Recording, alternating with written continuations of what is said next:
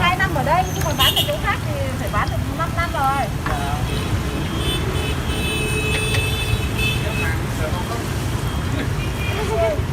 Buổi chiều là đông, là phải chờ, phải xếp hàng lần lượt, ai đến trước thì mới được lấy trước.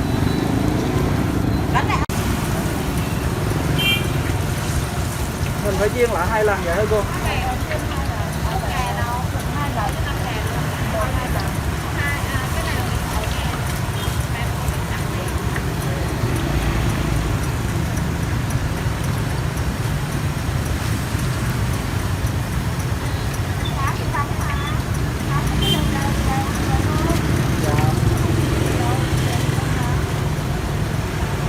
Mình có khoai lang không cô ha? Không, muối muối nhưng mà còn không kịp đâu. Dạ. Muối muối là chiều cũng chờ. Không làm được đâu. Đầu nó cắt không phải chờ.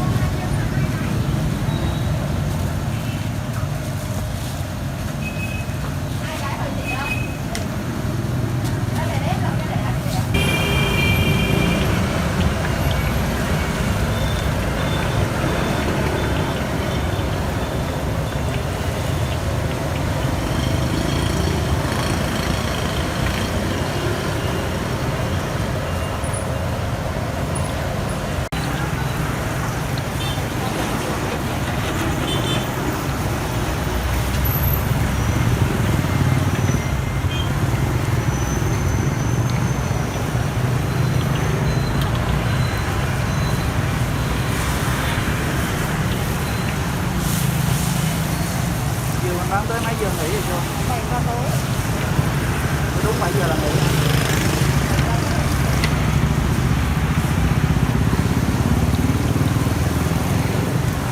Buổi tối nó có đông không cô ha? Tối có đông đến tầm 6 giờ. Dạ. Giờ người ta đi làm về. Chảo luôn mà không kịp đâu, bánh phán thôi. Bán phát thôi. Bữa sau bọn con để đi về.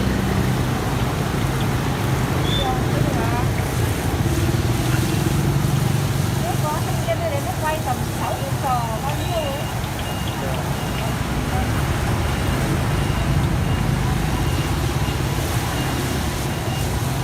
Quay nó đưa lên.